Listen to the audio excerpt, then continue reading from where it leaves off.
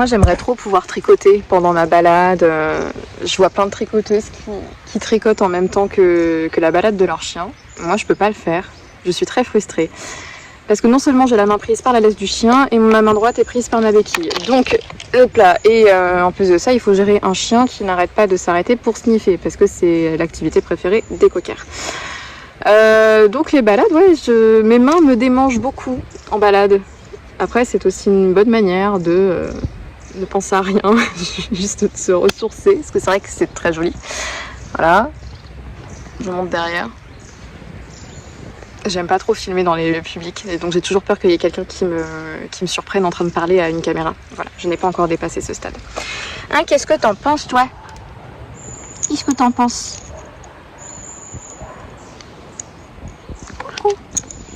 Allez, à plus tard. Bonjour à tous, ici Laurane de la chaîne Barocanite et on se retrouve aujourd'hui pour un 4e podcast tricot. J'y réfléchissais mais ça va faire un mois, enfin ça fait un mois que j'ai commencé les podcasts et franchement c'est super parce que j'ai vu il y a pas longtemps qu'on avait dépassé les 1000 abonnés et du coup je voulais vous remercier parce qu'il y a un mois je pensais pas du tout, je pensais déjà faire des podcasts au mois de juillet, j'en avais tourné un au mois de juillet que j'ai jamais posté et en fait comme quoi je me suis lancée et puis... c'est super quoi, merci beaucoup de me suivre, merci encore plus pour vos commentaires, vos petits messages, ça fait vraiment super plaisir et je suis très contente de pouvoir partager ma passion pour le tricot avec d'autres personnes et vous montrer mes projets, voilà, et en même temps, entre temps je me suis lancée dans le design et c'est super parce que je peux aussi vous présenter ce que je fais et... Je suis très contente, merci beaucoup. Je vais commencer par vous dire ce que je porte, mais on va pas épiloguer dessus parce que c'est un pull pas tricoté main. C'est un pull en acrylique qui vient même pas que j'ai même pas acheté. Enfin, voilà, c'est juste, c'est un pull bonobo. Voilà, c'est un col roulé qui a l'avantage d'être chaud malgré l'acrylique. Voilà, c'est ma maman qui me l'a donné il y a quelques années.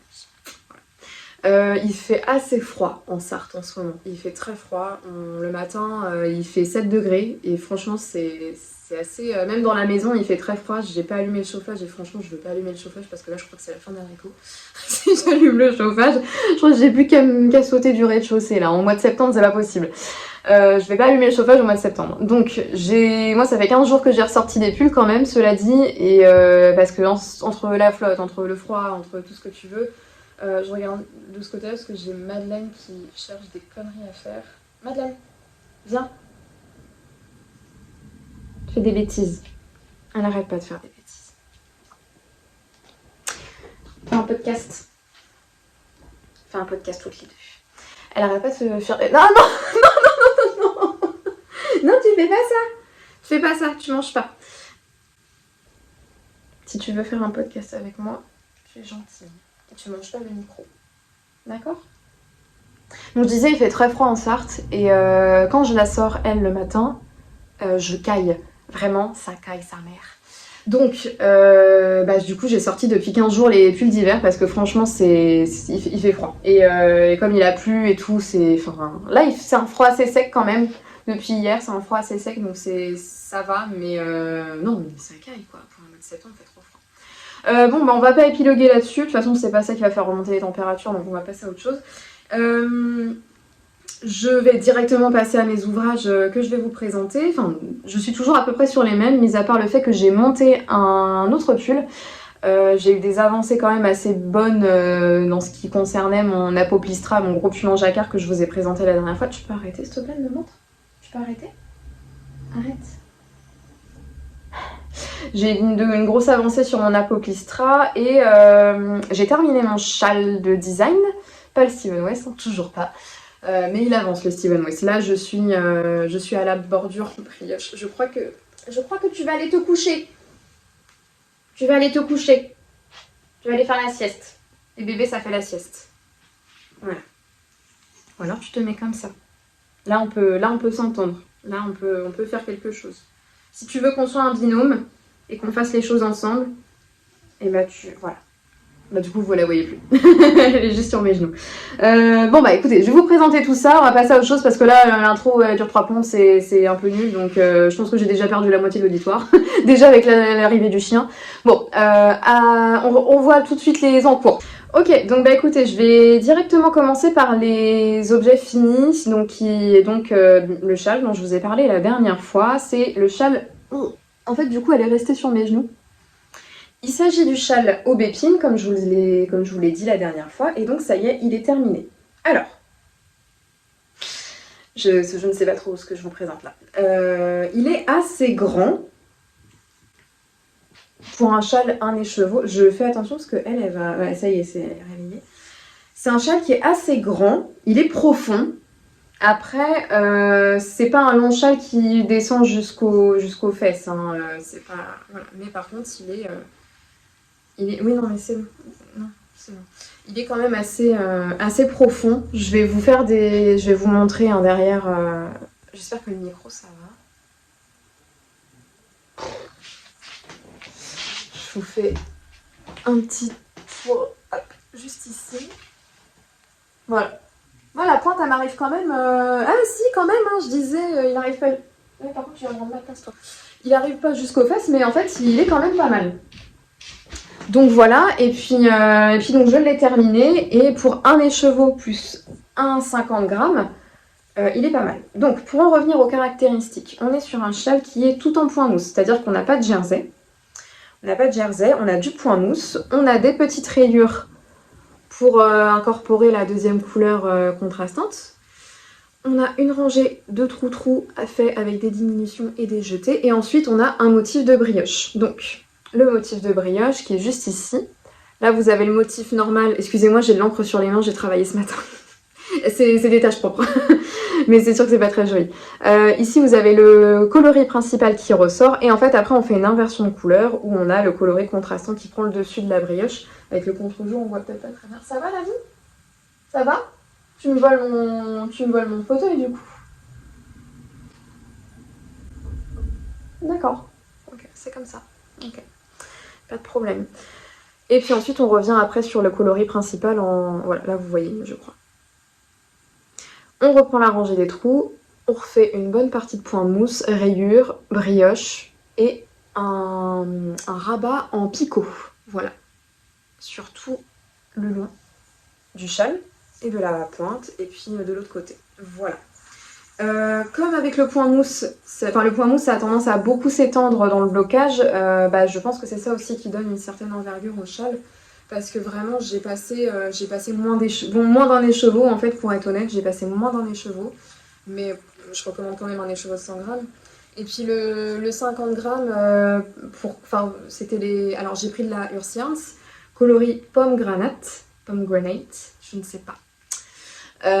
Pomegranate, on va dire. Et puis c'était de la base Harvest, donc 100% mérinos. Et puis ensuite, en contrastant, j'ai pris du yaquesois, mérino yaquesois de laine amourée dans le coloris par la barbe d'Agrid, je crois. Voilà. Et donc ce coloris-là, ce coloris contrastant, je l'ai fini en fait tout simplement parce que quand je l'ai pris pour faire ce châle, il m'en restait moins de 50. Donc pour la sûreté, dans les métrages, je mettrais tout simplement 100 grammes pour la couleur principale et 50 grammes pour le reste.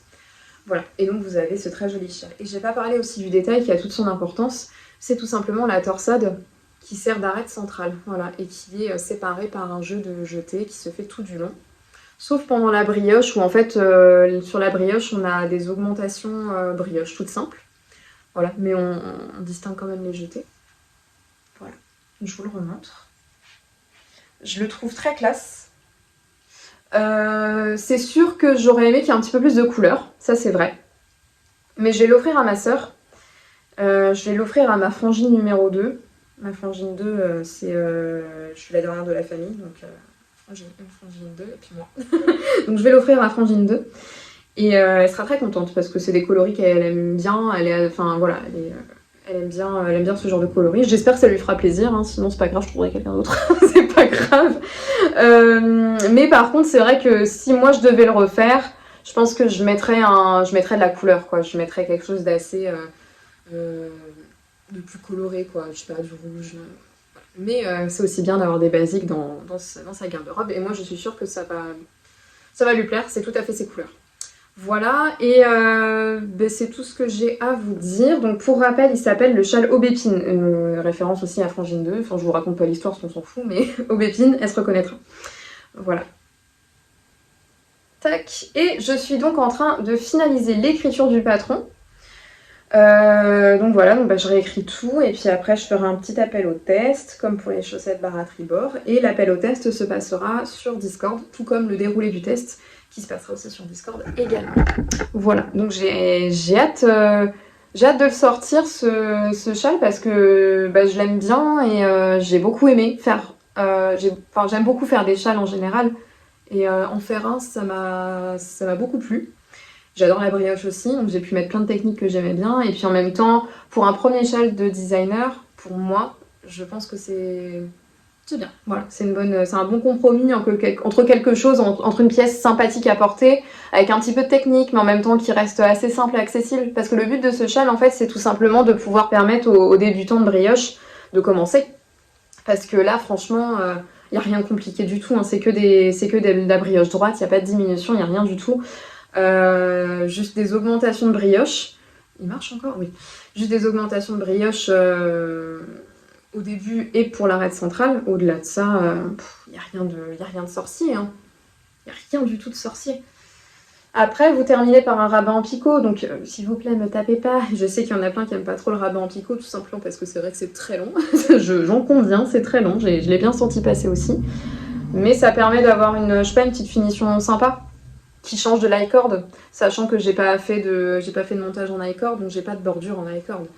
Donc je trouvais que la bordure festonnée, ça permettait de faire un truc un petit peu fantaisie, sympa. Je vais essayer de vous le passer, donc j'enlève le micro. Par exemple comme ça. Hop. Oh, c'est joli, hein. Il est chouette. Je suis contente de moi. Excusez-moi. Je suis contente. Non, je suis très contente. Franchement, c'est chouette, c'est gratifiant parce que j'ai jamais pensé un jour pouvoir faire du design alors qu'en fait, voilà, je pense qu'il faut se lancer pour pouvoir apprendre les choses. C'est comme tout. C'est comme le tricot. Si vous vous lancez pas, vous saurez rien faire. Et ça me plaît beaucoup. Ça me plaît beaucoup. Voilà, j'espère faire encore plus de choses. Encore plus élaboré. Et, le prochain patron, normalement, ça sera un patron de chaussettes. Il y a du soleil, c'est cool. Normalement, le prochain patron, ça sera un patron de chaussettes parce que je prépare un truc très drôle.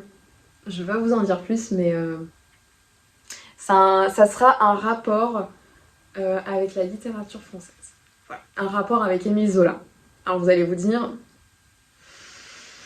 En même temps, mon pseudo c'est Barocca, donc baroque, un peu chelou quoi. C'est un truc, on part sur un truc un peu bizarre. Voilà, ça va être ça. Donc on va mêler les chaussettes avec Émile Zola. Vous allez voir, ça va être stylé. Enfin, j'espère.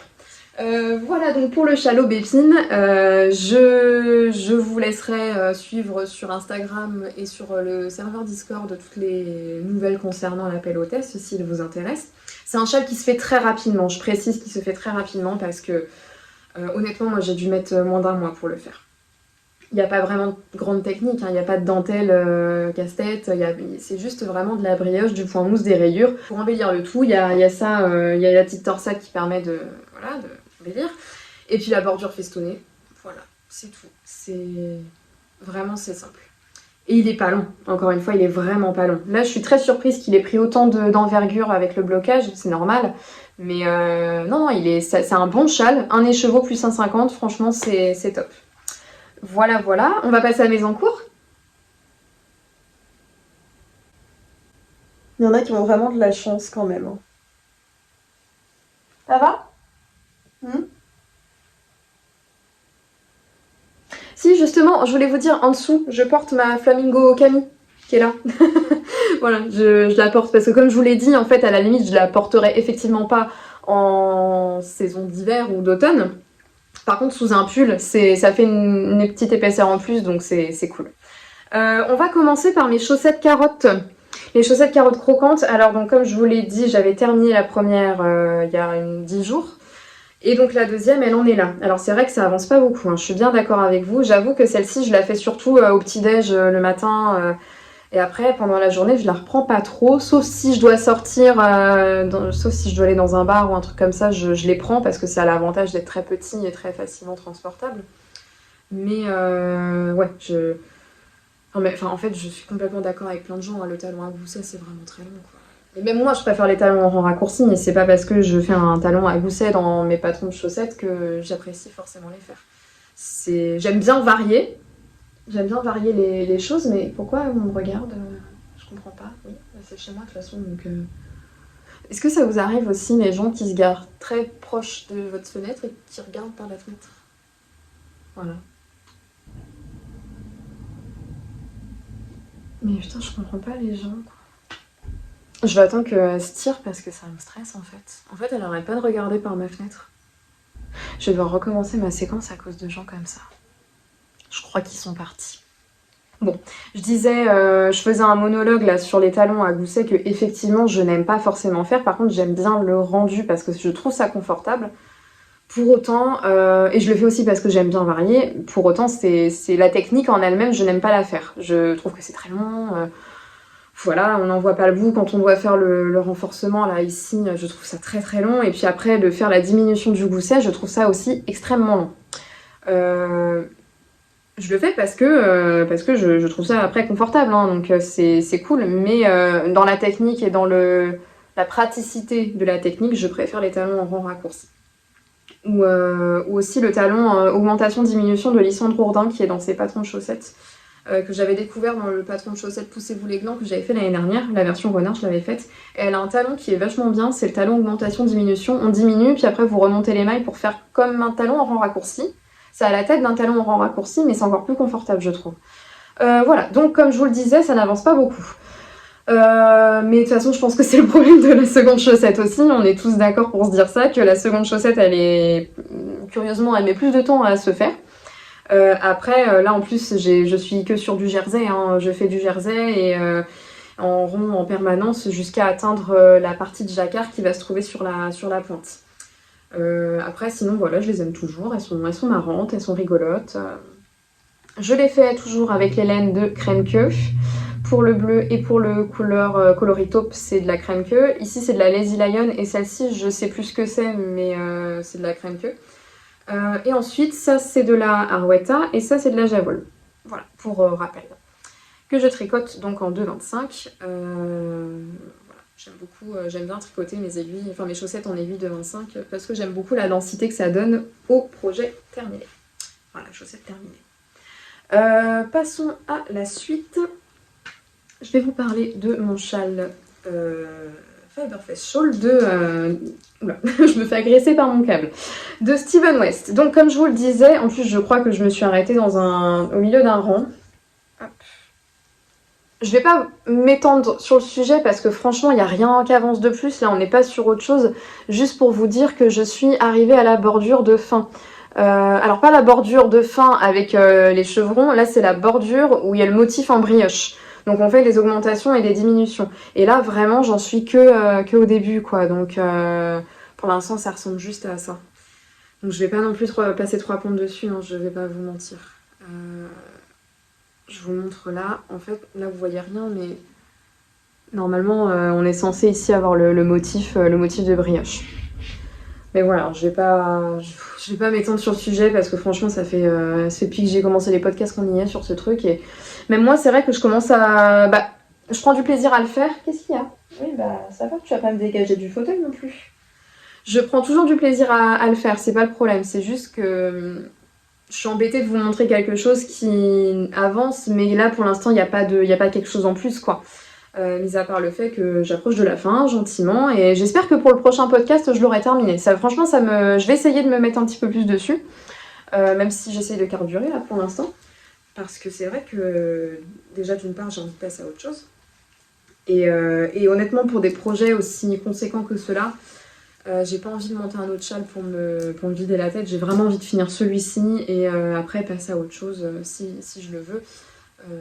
Voilà. J'ai vraiment hâte de vous le montrer fini, j'ai hâte de voir le projet fini aussi, même si je m'éclate sur le projet, c'est pas du tout ça. Mais voilà. D'ici là, j'ai rien de plus à vous montrer parce qu'on voit tellement pas le projet on voit tellement pas le motif de brioche que... Voilà. Par contre, une belle avancée, je vais vous parler de mon Apoplistra de Unwind Knitwear. Je crois que son prénom, donc je l'ai retrouvé, c'est Rachel Ilsley, ou Ilsley, je sais plus.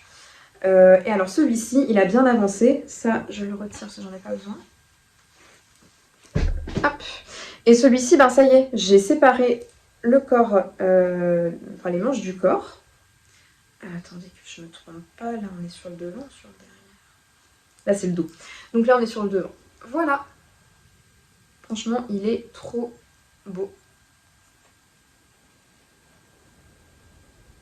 Voilà. Donc là le jacquard que j'ai vraiment bien avancé. Et j'ai pas fait beaucoup de... J'ai séparé les manches hier ou avant-hier. Aujourd'hui on est le samedi 27 septembre. Donc vous voyez, j'ai pas fait grand chose. Hein. J'attends un petit peu avant de l'essayer parce que là pour l'instant j'ai pas trop de matière sous les bras. Donc je vais pas l'essayer pour l'instant. Mais déjà, de ce que je vois, ça me plaît beaucoup. Bon là ça a tendance à roulotter, c'est bien dommage. Parce que du coup on voit pas le motif. Tac. Ouais, c'est pas mieux mon histoire. Mais voilà, vous voyez, il est vraiment super. C'est pareil, je l'adore, il est trop bien. Je prends beaucoup de plaisir à le tricoter aussi. Le jacquard, il est très addictif. Donc je le rappelle, c'est un jacquard qui se fait à 3 couleurs. Donc on a des séquences de 2 couleurs, mais très souvent, fréquemment, dans le jacquard, on a des parties en jacquard 3 couleurs, donc à 3 fils. C'est pour ça que c'est pas un jacquard, c'est pas un premier jacquard que je recommande quand vous débutez le jacquard.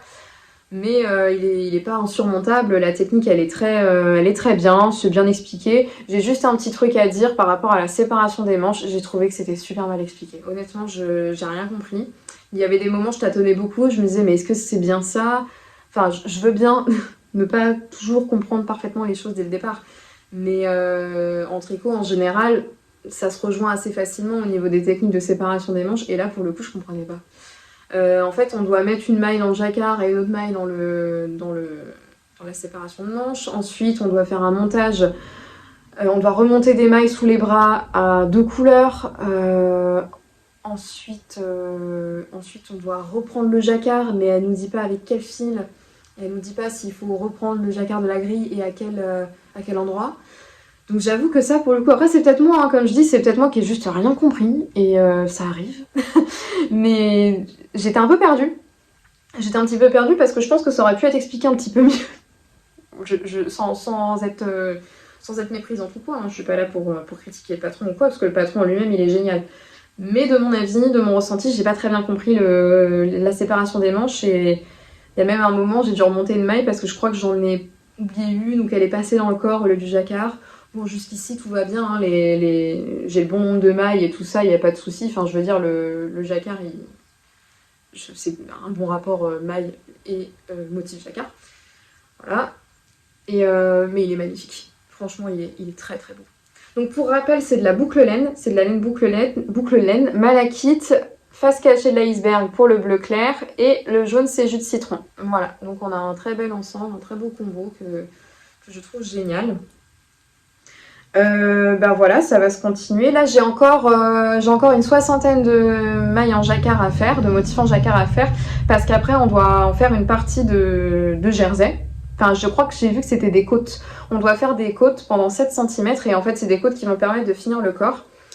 Je sais pas si j'ai vraiment envie de faire 7 cm de côtes. Je ne sais pas trop, parce que j'avoue que moi, j'aime pas trop ça. Enfin, les côtes, c'est très joli, mais sur des manches ou sur une fin de pull. Mais je pourrais jamais faire un pull tout en côte. Je pourrais jamais. C'est pas que... Enfin, je peux pas dire que je déteste, mais franchement, à petite dose, moi, ça me suffit, quoi, les côtes. Mais ça va être très chouette. Et on refait... Oula, pardon. Et on refait aussi la même chose sur... ça, c'est Madeleine qui m'a ramené des petits bouts de feuilles pendant la balade de ce matin. On fait la même chose après sur les manches. On va faire un certain nombre on doit faire 65 rangs de jacquard, et puis après on fait tout du long des côtes. Après je vais voir, hein, si j'ai envie de faire du jersey, je ferai du jersey, puis je terminerai par une petite bande de côtes, mais au-delà de ça, on verra bien le ressenti le moment venu. Dernier projet à vous présenter, après j'ai un autre truc à vous montrer, c'est de l'acquisition de laine. Là je vais vous montrer un pull que j'ai castonné, donc oui, j'ai castonné un deuxième pull. Je suis allée à la boîte à laine mercredi, pour rappel nous sommes le samedi, j'y suis allée mercredi, donc de cette semaine. Donc je fais un coucou à Martine si elle passe par là, je sais qu'elle regarde un petit peu mes podcasts, donc merci beaucoup. Et donc j'étais venue avec l'idée en tête de me faire un pull hyper doux, mais vraiment doux, un truc super doux. Donc j'imaginais de l'alpaga, quelque chose comme ça, quelque chose qui soit hyper réconfortant et super chaud. Parce que là vraiment il fait froid. Je crois que, comme beaucoup en fait, mes envies de tricot ça doit être en rapport aussi avec la température et tout ça, comme beaucoup de gens en fait. Et là comme il fait très froid, je sens que j'ai besoin de quelque chose d'assez doux. Donc je suis allée à la boîte à laine et en fait normalement je devais pas y aller. Moi je précise, hein. Non mais je préfère me dédouaner d'abord. Je voulais pas y aller. J'avais déjà... Pardon, j'ai plus de batterie. Hop. J'avais déjà l'idée en tête de me faire à un moment ou à un autre un pull doudou. Mais je m'étais dit, bon bah voilà, je sais qu'on va à Tours, mais je vais pas y aller à la boîte à laine. Enfin, on va pas y aller. Et mon compagnon qui me fait, bah tiens, tu voudrais pas en profiter pour y aller à la boîte à laine? Je dis, bah c'était pas prévu. Il me dit ah ouais bah comme tu veux hein, tu me dis. Je dis bah oui mais voilà enfin si tu me laisses le choix effectivement que je vais y aller donc bah j'y suis allée. Et puis le pauvre il voulait faire autre chose et au final je lui ai monopolisé son temps parce qu'on a passé plus de temps dans la boîte à laine. Surtout qu'en plus il gardait le chien dans les mains, enfin dans les bras je veux dire, et il voulait faire autre chose et en fait il a dû rester devant la boutique avec le chien. Super, franchement si c'est pas de l'amour ça c'est je sais pas mais c'est fort quand même. Donc je me suis pris de la, je crois que c'est de la guéparde, c'est de la Puno de guéparde. Je sais pas comment ça se prononce, guéparde, je sais qu'il n'y a pas le U dans la marque. Et c'est composé d'alpaga, de laine sans mulesing et de... Il y a un petit peu de polyamide. Enfin, je sais pas, c'est marqué PA. Vous savez quoi, je vais vous chercher l'étiquette, ça va être beaucoup plus simple.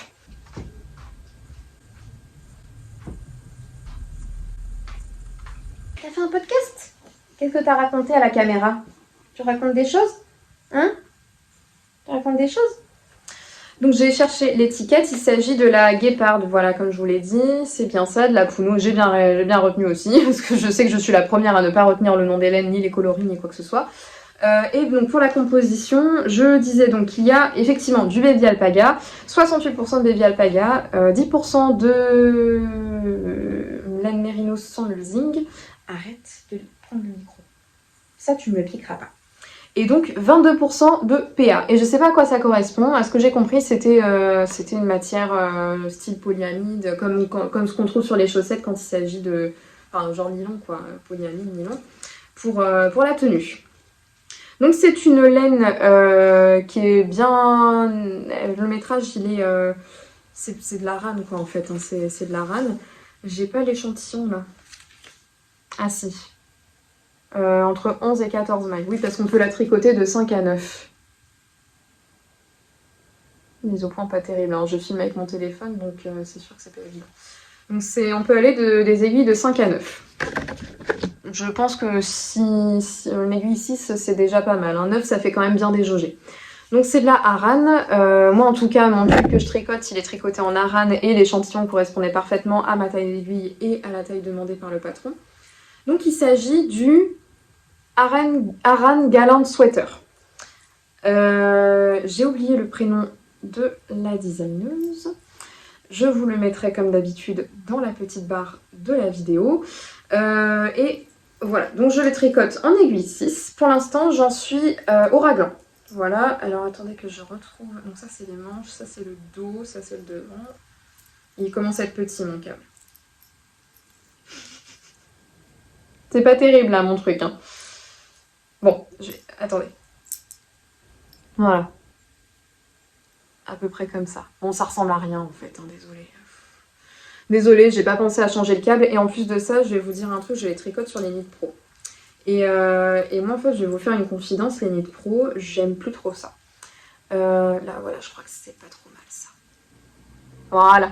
Donc là, on a le devant, on a les raglans ici. Et puis, c'est un petit col cheminé. Pas vraiment col roulé, mais cheminé. Qui est très court, très sympa. Encore plus court que celui-ci. Et je trouve que c'est bien. C'est ce qu'il faut. Je voulais pas un pull col roulé non plus. Non. C'est non. Tu voles pas le fil. T'es mignonne. C'est pas un pull col roulé et je trouve que c'est bien. Parce que voilà, c'est tout ce que je cherchais. Hein. Et donc après ça...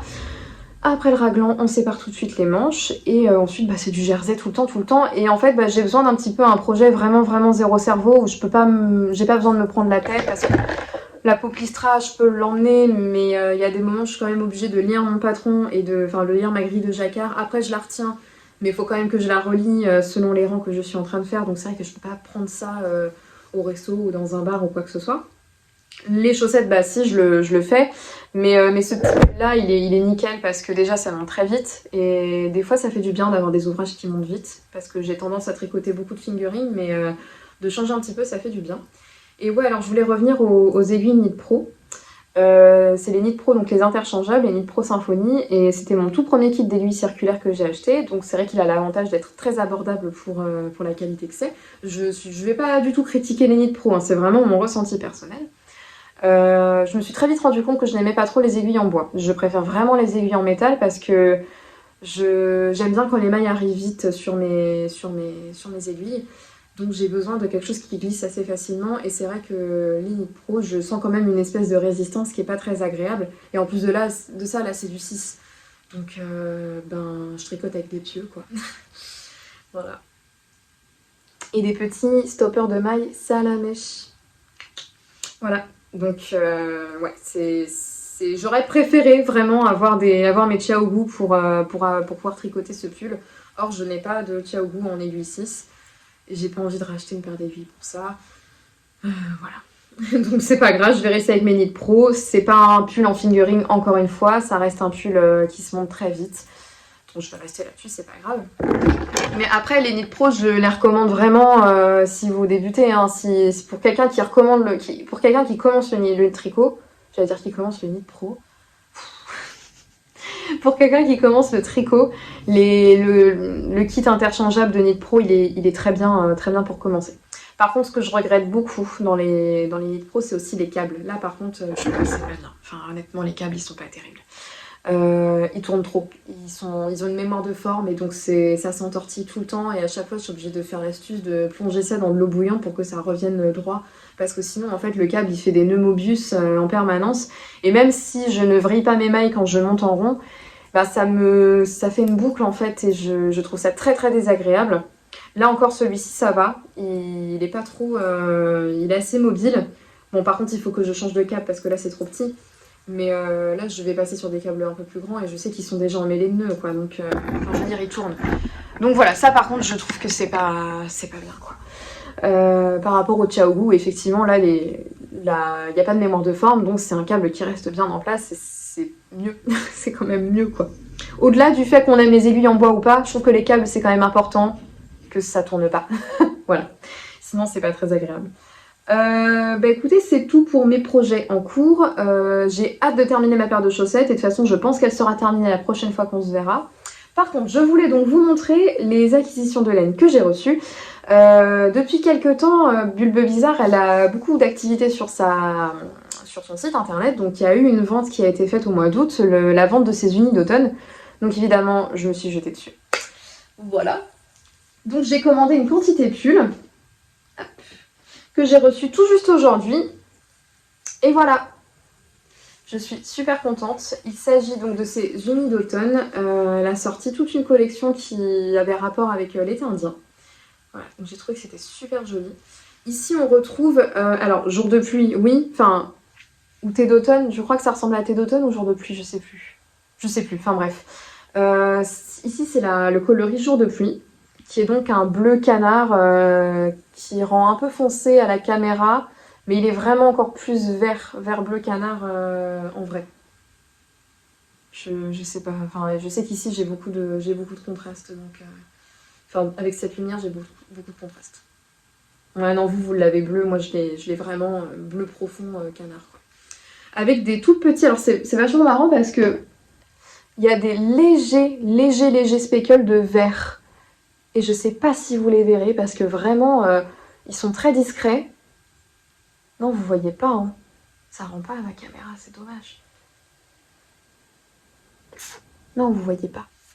Ah, c'est bien dommage. En fait, il y a vraiment des tout légers. Ah si, là, peut-être ici, là, vous voyez là. Ouais. Ils sont vraiment très légers. Et c'est vraiment chouette. C'est très joli. On voit que c'est mis tout en délicatesse et tout, donc ça donne un petit... je sais pas, une petite relevée de couleur très sympa. Un relevé de couleur, pardon. Donc ça, je l'ai pris en 2 exemplaires jour de pluie. Et j'ai rajouté avec un contrastant qui s'appelle Dusty Sunset. Donc celui-ci, c'est vraiment un tout nouveau. Donc ça, par contre, vous avez la couleur normale. Voilà, c'est un rose clair. très nuancé. Voilà, vous voyez, il y a un petit côté plus foncé. Ici, il est plus clair et voilà. Il est vraiment, vraiment très beau. Et en fait, j'ai pour projet de faire la... J'ai oublié le nom. En fait, je ne prépare rien en fait. Quand je fais des vidéos, il faut savoir que je ne prépare rien, j'écris rien, je débite tout comme ça. Et d'ailleurs, ça vous donne peut-être l'explication pourquoi les vidéos sont aussi décousues des fois au niveau de mes propos et au niveau de toute l'ambiance en fait. Mais ici, on fait ça à l'impro. Donc je vous disais que c'était pour faire la Candelaria Blouse de Teti Lutzak. J'espère que je prononce bien. C'est une blouse en fait qui est super belle, que je vais faire avec des manches un peu plus longues je pense, parce que je crois que c'est des manches 3/4 de souvenir et moi j'ai assez pour faire des manches longues, hein. Donc je vais aller jusqu'au bout et voilà, j'avais envie de quelque chose d'un petit peu coloré mais que ça reste sympa, voilà. Donc celui-ci ça sera le contrastant pour le jacquard et puis bah, voilà, vous avez le fond en jour de pluie. Et j'ai vraiment hâte de le faire, donc je pense que ça sera mon prochain projet quand j'aurai terminé l'apoplistra. En fait, je me dis à chaque fois, ouais, c'est mon prochain projet et tout, mais j'avais déjà un prochain projet avant de faire l'apoplistra, c'était la, comment ça s'appelle, Sepia Top, ou je sais plus, de Rory Locatelli. Et en fait, ça s'est pas fait, j'ai fait l'apoplistra directement. Donc on verra si c'est mon prochain projet, mais en attendant, c'est sur ma to-do list. Et c'est prévu que je le fasse. Sinon, j'aurai des prochaines acquisitions très bientôt et j'ai super hâte parce qu'en fait, comme je disais, Pauline, elle a beaucoup d'activités sur son site en ce moment. Elle a revendu des écheveaux de velours et de boréal qui font partie de ses best-of, ses best-sellers de sa boutique. Donc évidemment, bah, j'en ai pris. J'ai pris du velours et du boréal qui va me servir à faire un top avec. Et en même temps, elle a aussi sorti un écheveau, une couleur en rapport avec le parfum. C'est sa collection là, qu'elle développe et qu'elle va faire tous les mois. Donc tous les mois, il y aura un coloris autour du parfum. J'ai oublié en fait, je crois que l'histoire de mes vidéos, quand je vous parle, c'est toujours j'ai oublié j'ai oublié le nom, j'ai oublié ça. Bah excusez-moi. Je sais plus comment ça s'appelle. C'est un super coloris qui est très joli, très chaud, au ton marron, rosé, tout ça. Elle a sorti ça, donc c'est autour du parfum, et elle a sorti un contrastant avec. Donc moi, ce que j'ai pris, c'est que j'ai pris son coloris de parfum, mais en même temps, j'ai pris un autre coloris de sa collection des unis d'automne qui s'appelle Totem, parce que je voulais faire un pull à rayures, enfin un top à rayures avec. Voilà, j'essaie de me souvenir le nom du premier coloris, mais je me souviens pas. Bah tant pis, je vous le mettrai. Comme d'habitude, on rajoute, hein, les trucs qu'on oublie, on les rajoute. J'aurai aussi une autre commande que j'ai passée chez Woolbags parce qu'elle a fait des petites soldes il y a pas longtemps.